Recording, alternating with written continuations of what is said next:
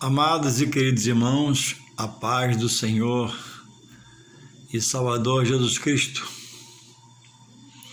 E é você que venha ouvir esse trecho de meditação na Palavra de Deus, que você possa abrir seu coração e receber essa mensagem, porque muitos têm sentido um vazio em si, um vazio no seu interior,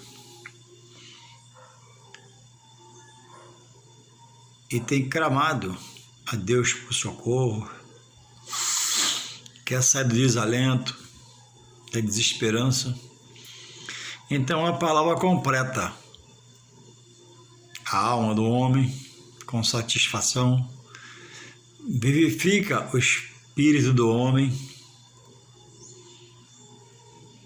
para que haja um regozijo durante o dia a dia e o desânimo não venha dominar um ser, uma criatura, e levá-la com isso a pensamentos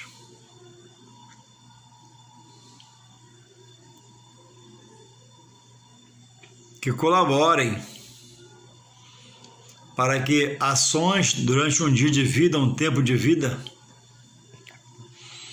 venha se chegar mais a Deus, mas pelo contrário, se afastar mais de Deus. Então, esta palavra é para o seu coração, para o meu coração, para os nossos corações, para o coração de todo homem na terra. Porque só a palavra de Deus tem refrigério. Só a palavra de Deus é consolo, é conforto, é regozijo, é fortaleza, porque tem a ação do seu Espírito Santo. Louvado seja o Senhor.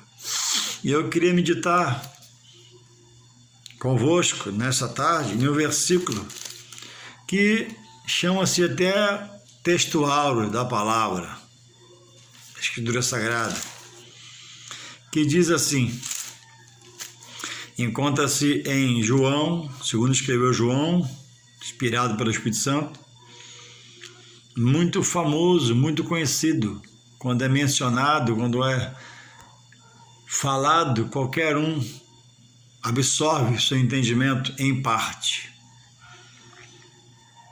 de tanto ouvir falar, não por conhecê-lo intimamente, e o que o trecho do versículo quer falar ao coração do homem. Diz assim, João 3,16, porque Deus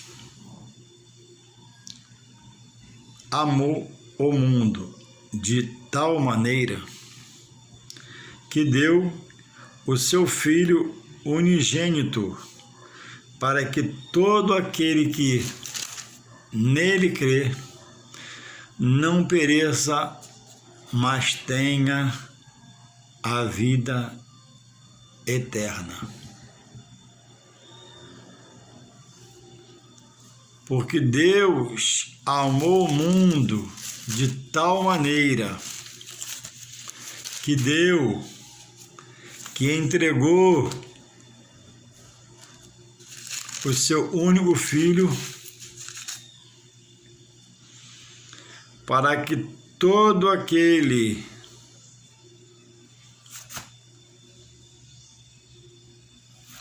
que nele crê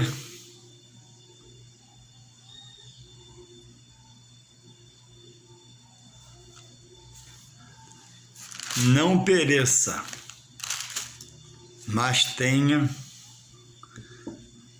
a vida eterna.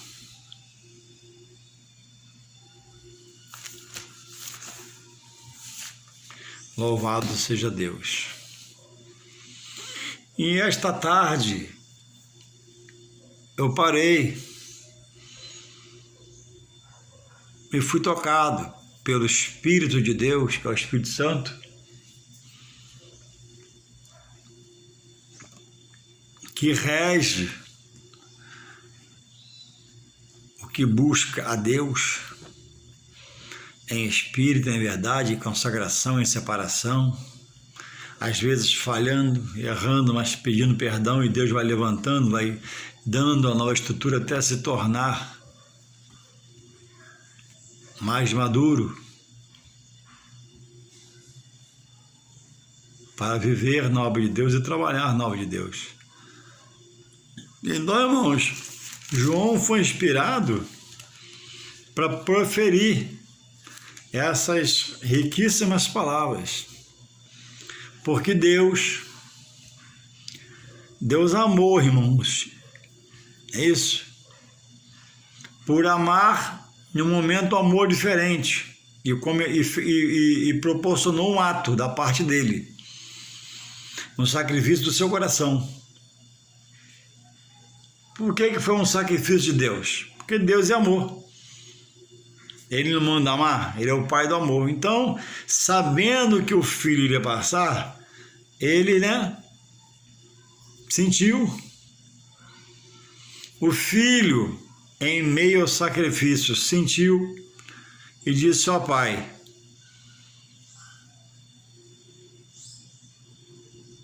se possível for, passa de mim, tira de mim, afasta de mim esse cálice.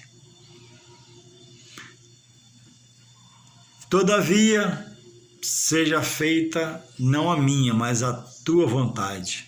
No reino de Deus, no qual quem já está nele inserido, pelo poder de Deus, por Jesus Cristo, e é dirigido pelo Espírito Santo,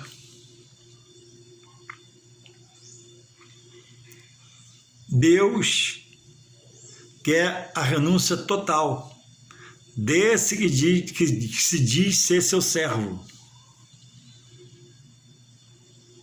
Os meus pensamentos, a Bíblia diz em Isaías 55, 8, 9, 10, 11, 12, por ali, não são os pensamentos do Senhor, porque os pensamentos dele são mais altos em excelência do que o do homem, apesar de ser um servo seu e está nele.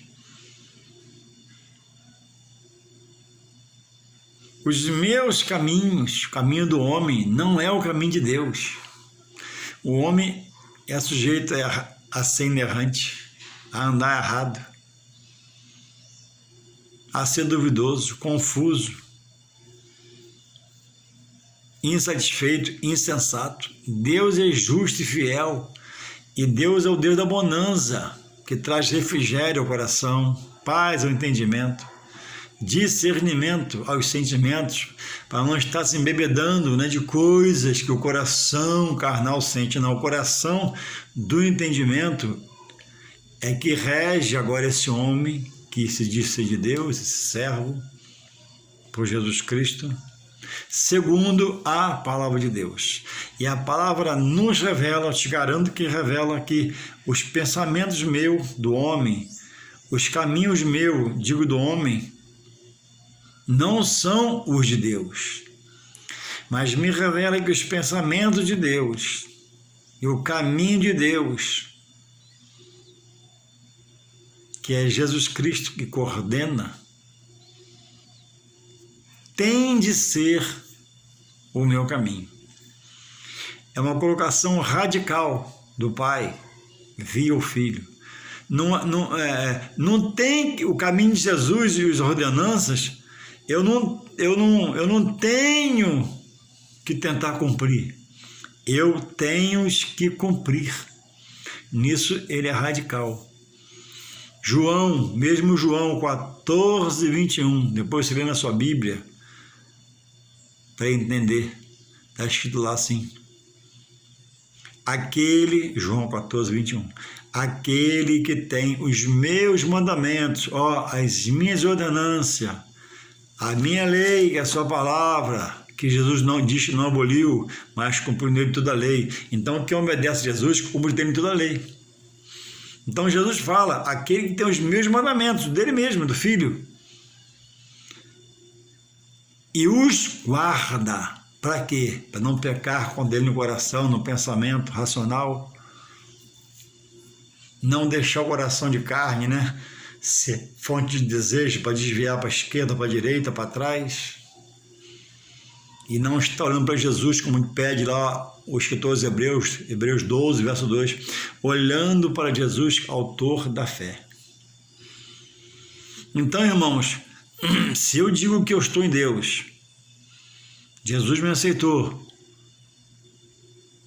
meu coração eu abri para o Espírito Santo, ele fez a obra, ou o Espírito Santo abriu e fez a obra.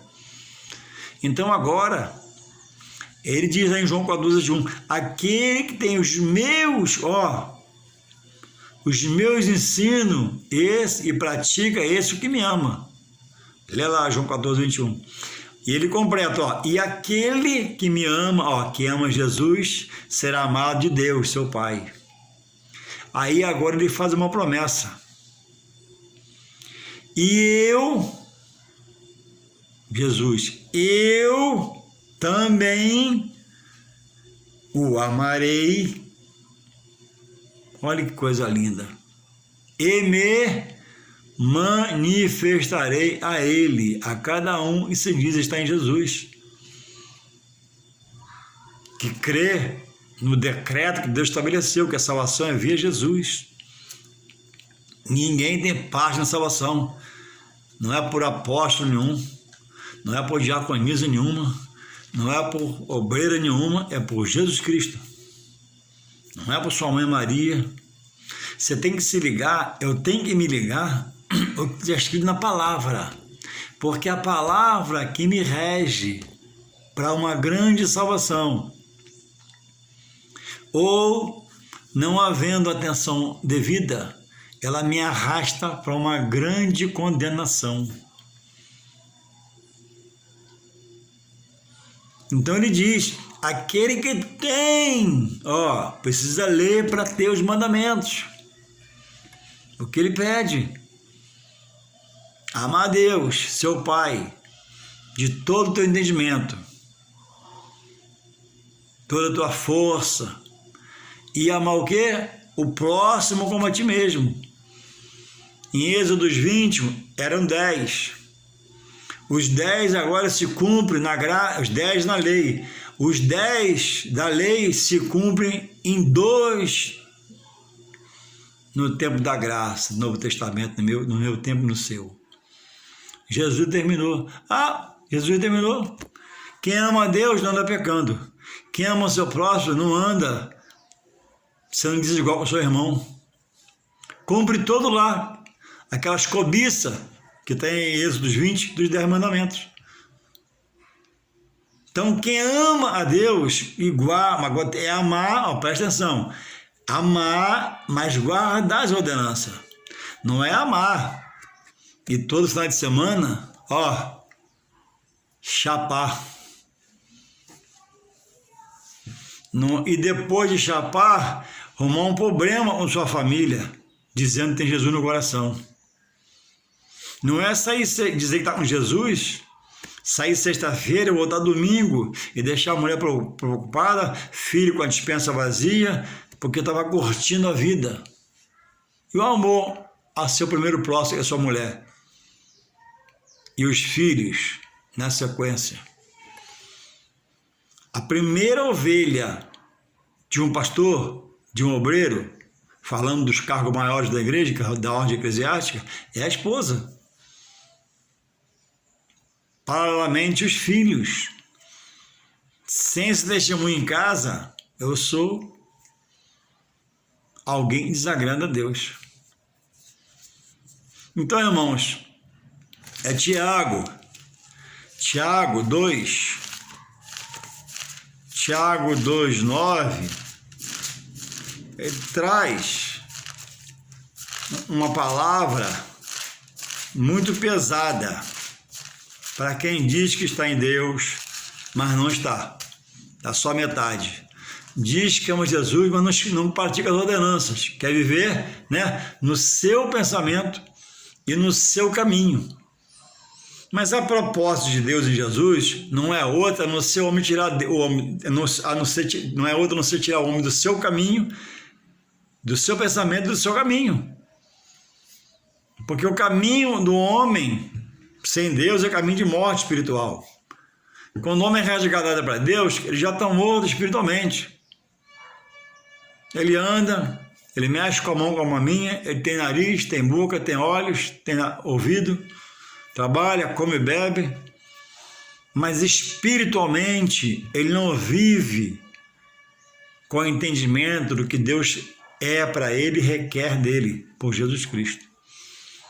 Por isso que o homem sem Deus, na prática, a Bíblia diz que Deus o tem como morto espiritualmente, está vivo fisicamente. Então diz aqui em Tiago 2, Tiago 2, 19 fala: para quem diz que está em Deus e não pratica a palavra, quem diz que ama Jesus, mas não pratica a palavra, né? Diz assim, Tiago 2, 19. O texto fala da obra, da fé sem obras. Ou seja, eu tenho fé em Deus, eu tenho fé em Jesus, eu amo a Deus, amo Jesus, mas cadê a sua entrega? A primeira obra tem que ser feita, não sua para os outros, de alguém para os outros, ou para os outros, não, tem que ser feita de você, para você diante de Deus. Se entregar primeiro. Diz assim, Tiago 2,19. Tu crês que há um só Deus? Faze bem. Diz aqui, faz bem. Quem crê que há um só Deus só faz bem. Mas ele explica aqui o que ele quer colocar. Sobre a obra, sobre a fé sem obra. Eu tenho fé, mas eu não tenho obras. Mas a salvação, você diz, Juarez, que não é por obra, por fé, sim. Mas quando a fé chega, aí se apresenta obras, não para a salvação da sua alma. Essa obra agora é para a sua fé, já é para a salvação de outros. É onde eu preciso aprender, buscar qualificação, capacitação, para salvar pela minha fé com obras espirituais na vida de outros. Aí eu tenho que me determinar, tenho de querer, desejar, mirar, focar, dizer, Senhor, eis-me aqui. Quero ser um atalaia na tua obra, aquele que vigia, quero ser um espia, aquele que está atento ao inimigo para não chegar no local onde o povo está instalado. O vigia ficava lá estudando. O povo fazia um arraial aqui e ficava aqui. Multidão, animais, homens e mulheres. O espia ficava a quilômetros, para que, se o inimigo apontasse, ele correria ou daria um sinal e saberia que o inimigo viria. Então, é preciso querer ser um espia para andar vigilante, ser constante. É preciso buscar esse desejo interior, com toda aquela força que você bebia, que você cheirava, que você tinha suas amantes, gastava sem ter, se esforçava, né? Era um valente, sim. Agora, em Jesus muitos eu presenciei, não pode nada. A escola dominical, 9 horas da manhã, domingo, muito tarde. Tive em um lugar que o povo da escola, eu era professor, pediu o pastor para dar tarde. Eu pensei, não vai dar certo, não querem vir à aula, esses não querem vir à aula. Aí botou para tarde. Aí à tarde, os mesmos queriam à tarde, não vieram, era tarde, aí passou para de manhã, entende? O que o homem quer em Deus? Porque diz que a escola domingo é muito cedo, 9 horas, quer ficar desempregado para ir na escola? Não é o melhor. Mas no mundo, essas mesmas pessoas no mundão, pagode, Flamengo, Maracanã, churrasco, cachaçal e tudo contra a obra da carne, que não levou ele a nada. E agora ele está na luz, que alumia, que é Jesus. Recebeu um clarão para enxergar, dado por Deus, via Jesus Cristo, e agora ele não pode nada.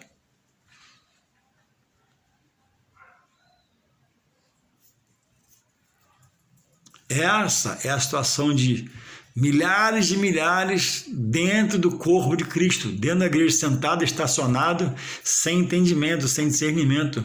É preciso que haja avivamento no ministério para que traga uma palavra que o acorde, que o advirta, que desperte-o.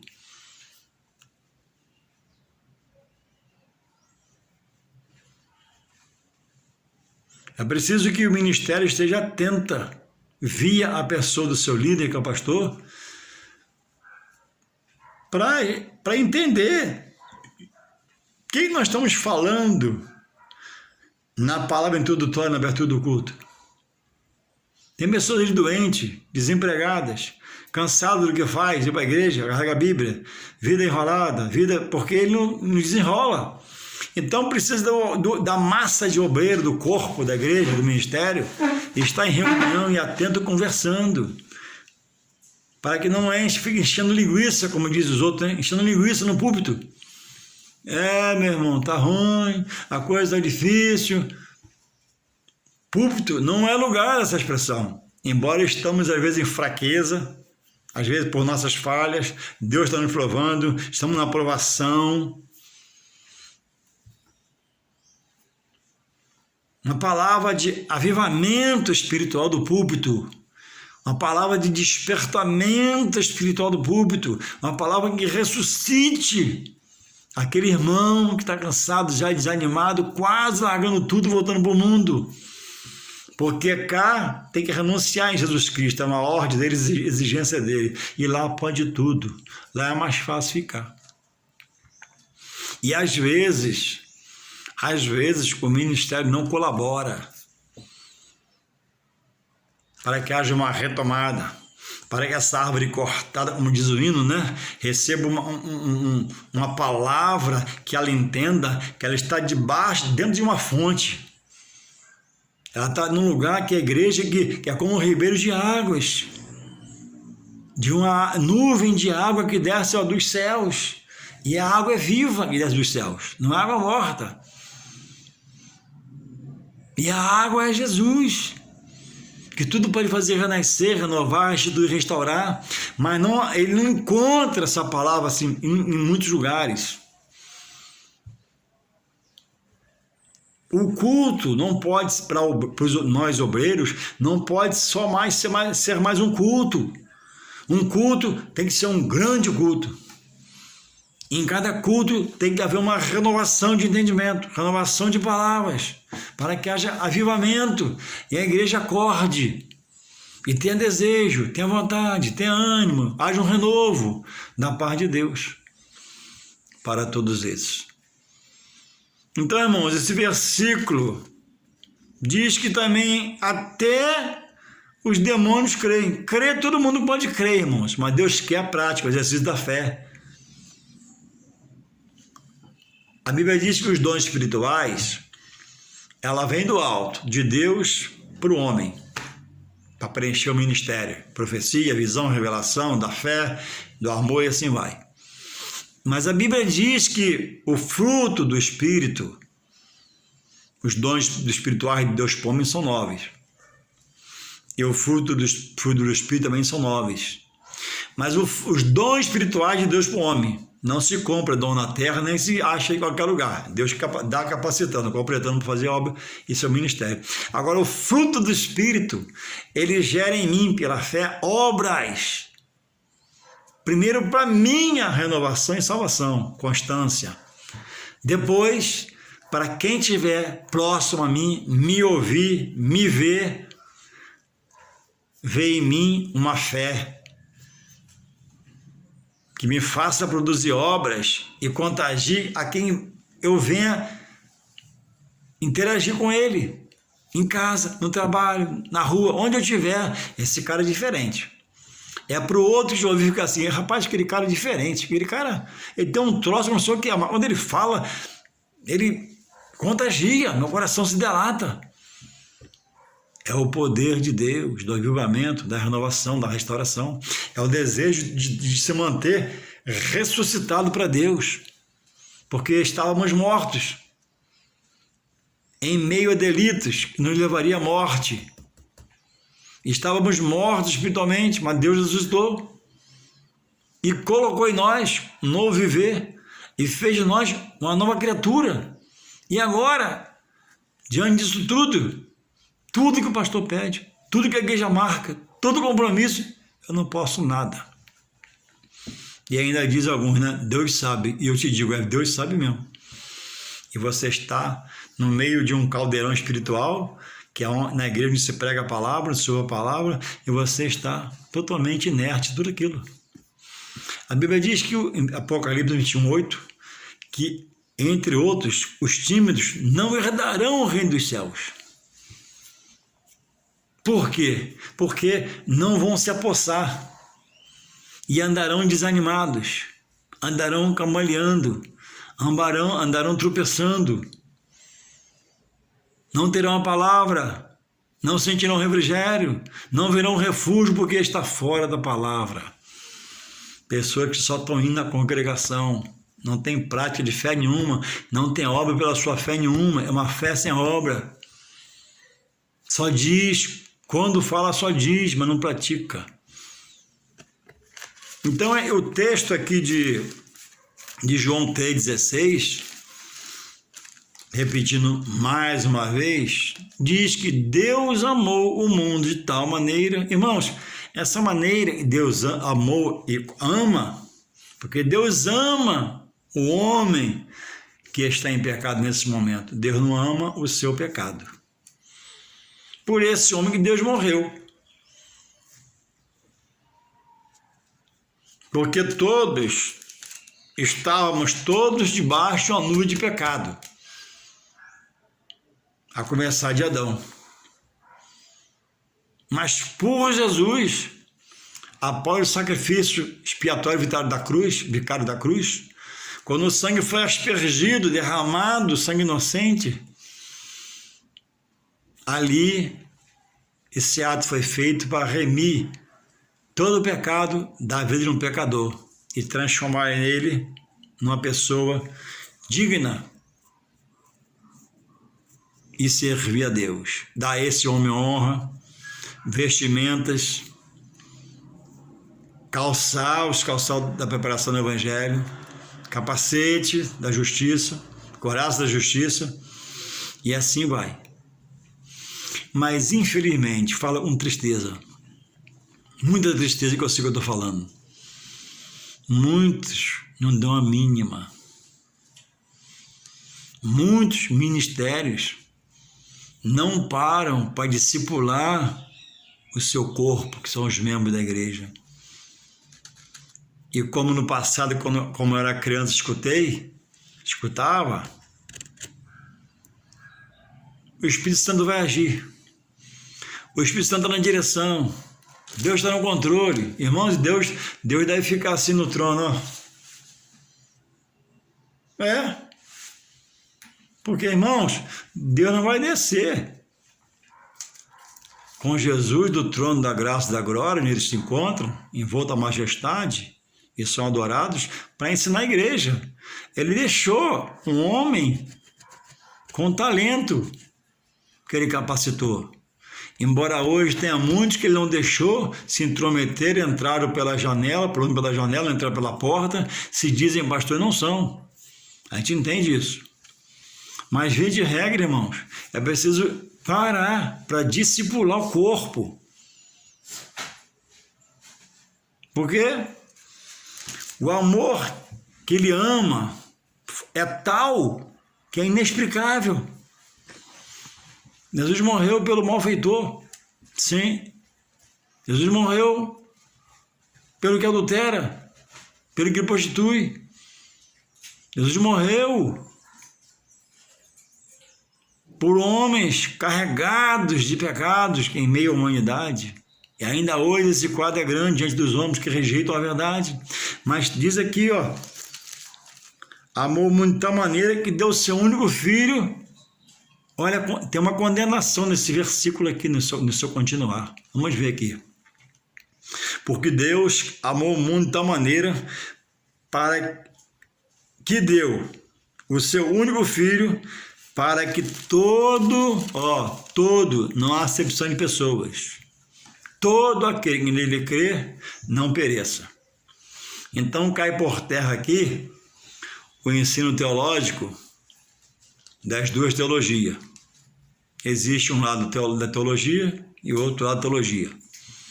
O que um acorda, o outro discorda. O que um concorda, o outro discorda também. Aí você tem que aprender, querer aprender, desejar aprender, sentar na mesa, botar a Bíblia na mão para refletir sobre a palavra. Quando ele diz, porque para que todo que não pereça, então todo que aceitar Jesus como Filho de Deus, por ele vai ser salvo. Se for praticando, não só ouvinte, se não for só de boca. Porque crer, eu mostrei a você em Tiago 2,9, que até o diabo crê. Mas não obedece. Nem pode, que ele é o pai da mentira. Ele já está condenado. O diabo não vai ser condenado. Ele já é um ser condenado hoje. Só vai ser cumprida a palavra. Ele vai ser lançado no lago de enxofre ardente. Acabou. O homem, o ser racional, eu e você, nós temos a opção de aceitar a palavra verdade e salvação ou não aceitar a palavra rejeitar e ter a perdição. Para morar onde? No inferno. Com mais quem? Com esse diabo que hoje opositou a você e quer tirar você da direção da verdade e os demônios, seus filhos, seus anjos. Então, todo aquele que crê nele não vai perecer. Então, eu não posso crer aqui que Deus deu uns a sua vida para a perdição. Já nasce, é gerado pelo pai, é concebido pela mãe e pai, é concebido pela mãe e já nasce condenado. Esse Jesus, o amor de Jesus não alcança esse, não. O amor de Jesus é pleno, justo e real. Ele é misericórdia. Como é que eu vou crer? Como uma palavra me revela que se eu, sendo às vezes mal, não na minha natureza, mas às vezes errando, falhando, se meu filho me pedir pão, eu não dou pedra a ele, porque é meu filho, eu não vou dar pedra, vou dar pão. Se me pedir um peixe, está bíblico isso, não vou dar uma serpente. Eu que às vezes ele fala no texto que às vezes sou mal. E Deus, que é amor, como é que Deus vai dar a vida para alguém amanhã para o inferno? Não, não bate com a Escritura Sagrada. Deus é amor. Deus é severidade, Deus é fogo consumidor, Deus vai julgar, Deus vai condenar, mas Ele está dando liberdade para que haja uma inocência e você não fique no juízo dele. E será terrível o seu juízo. Então, esse versículo derruba a predestinação, que uma parte vai ser salva por Deus e a outra parte, o próprio Deus deu para a perdição. Não. Eu, sendo homem, só tenho um filho só. Se tivesse gerado mais, não geraria nenhum para a perdição, sendo às vezes mal, muito mais Deus. Agora, existe criatura e filho. Criatura, porque todos advêm de Deus. Deus é Deus criador e criou. Agora, em João 1,12, diz lá que quando acontece esse fator, aí se torna filho. Não diz em outro lugar, só que em João, do lado aqui, ó, João 1,12, ó. Mas veio, ó, João 1,11, veio para os seus, mas os seus não receberam. Os judeus rejeitaram. Aí o 12, veio para os gentios, ó, mas a todos quantos o recebeu, ó, quantos todos receber a Jesus no coração e cumprir a palavra, não só receber e parar não.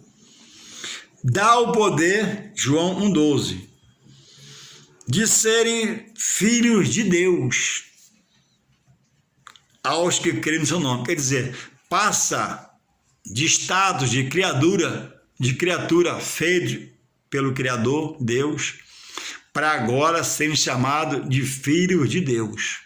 Creia você ou não, é bíblico? Está aqui na Bíblia, ó. João 1,11, veio para os seus, mas os seus não receberam. Primeiro ele veio para os judeus. Ali fazia um celeiro para pregar a palavra, foi rejeitado. Mas 1,12, mas a quanto? Todos Não diz aqui porcentagem, 80%, 90%, mas a todos quantos o recebeu, deu-lhes o poder de serem chamados de filho de Deus.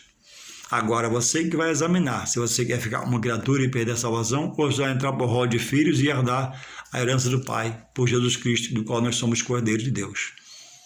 Está dizendo o homem, Deus respeita. Eu quero ficar na minha vida carnal, amém, mas vai se perder. Eu quero mudar, eu te restauro, eu te mudo.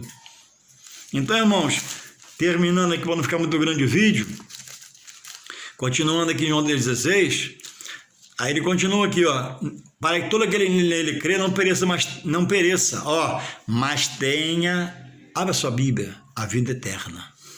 Agora, a vida eterna, dela ninguém escapa, presta atenção. Salvo o perdido, todos terão uma vida eterna após a morte. Lá em João 5,28 diz lá que todos vão ressuscitar. Primeiro os salvos, na segunda para ir para o céu, para a glória. Na segunda ressurreição, os condenados sem Cristo, para receber a condenação do juízo e receber uma expressão de Deus que a Bíblia diz assim, ó, apartai-vos de mim, ó, sai da minha frente, chega para lá. Sabe para onde? Para o lago de enxofre e fogo, para o inferno. Por quê? Porque rejeitou, porque não teve tempo, porque estava cansado, não abriu o coração, porque blasfemou, porque contestou, porque foi radical e não deu tempo, morreu sem a salvação.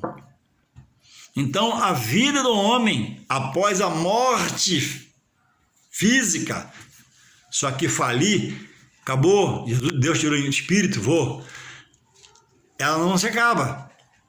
Deus recolhe o espírito, a carne desfalece, vira pó. E a todo Deus vai ressuscitar pelo poder da palavra. Mas a alma vai ao lugar de juízo. E quando o homem for condenado, ele vai queimar no fogo do inferno. Creia você ou não. Então hoje,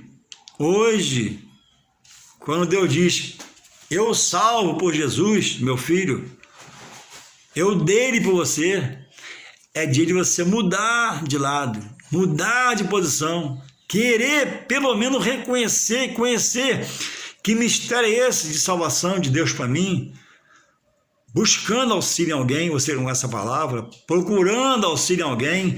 Eu mesmo te digo uma coisa, eu me prontifico a fazer um estudo na sua casa. Eu vou na sua casa.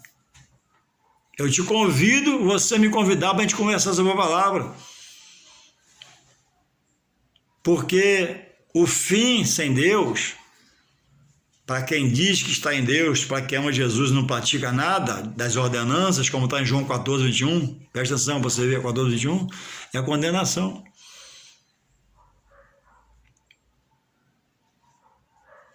Eu me prontifico a ir à sua casa uma tarde, um domingo, a hora que você quiser conversar sobre a palavra. Para onde você está indo? Qual é a sua direção? Qual é o seu sentimento sobre as coisas de Deus? Deus entregou Jesus por amor a você, para você não perecer.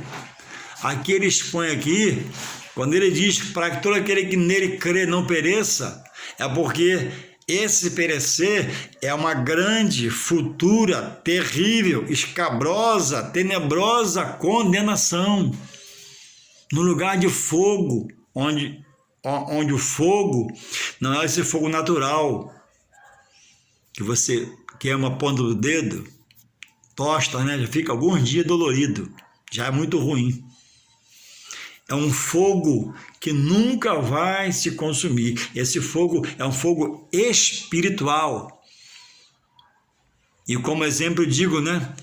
Eu creio aquele fogo que queimou a sarça ardente, Moisés via.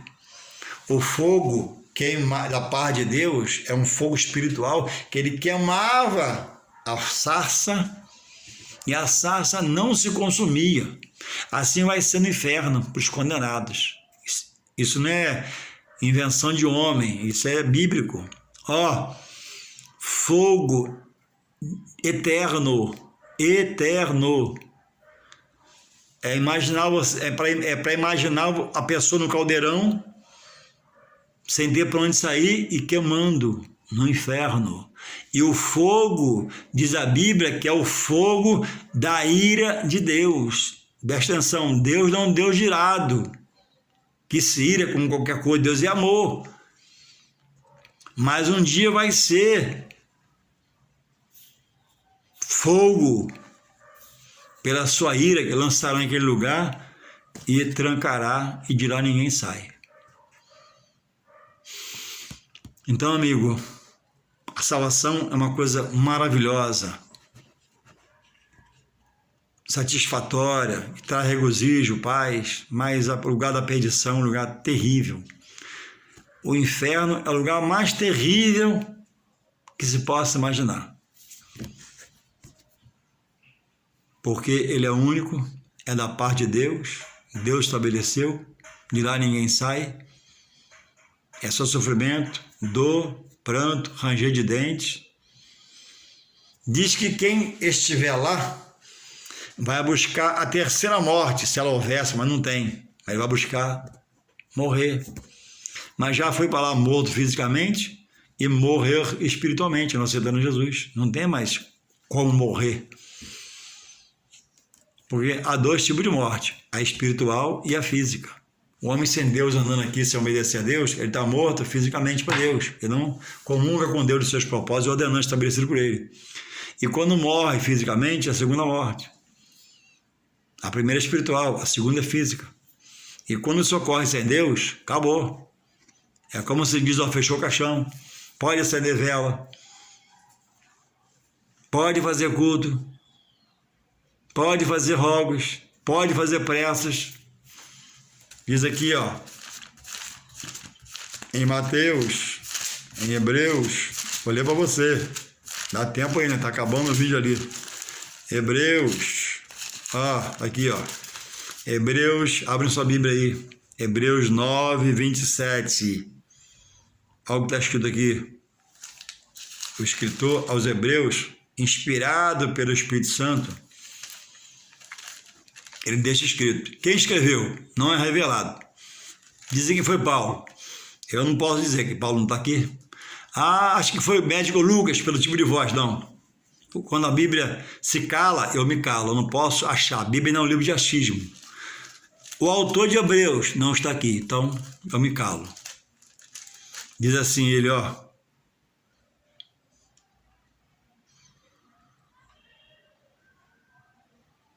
Hebreus 9, 27. Eu vou ler. E aos homens, todo homem que Deus dá o fôlego de vida, está ordenado a morrer uma vez. Ó, uma vez. Vindo depois disso o juízo. 28. Assim também Cristo, oferecendo-se uma vez para tirar os pecados de muitos, aparecerá segunda vez, sem pecado, aos que o esperam para a salvação. Aqui, no 27, fala que Deus fala de uma morte. Morreu, acabou. É velar o corpo, enterrar, jogar a terra em cima e fechar, acabou. Não tem uma terceira via, nem segunda. Aí, o autor está completando embaixo assim, ó. Ele diz que o homem só morre uma vez, né? Aí ele completa aqui, ó. Assim também, né? Cristo oferecendo-se uma vez. Ele já se ofereceu, já pregou. Vai acabar ali. Aparecerá segunda vez buscar a igreja, buscar os fiéis e os salvos. Que possamos nós, né, acordar, despertar e receber essa palavra em nome de Jesus. Amém.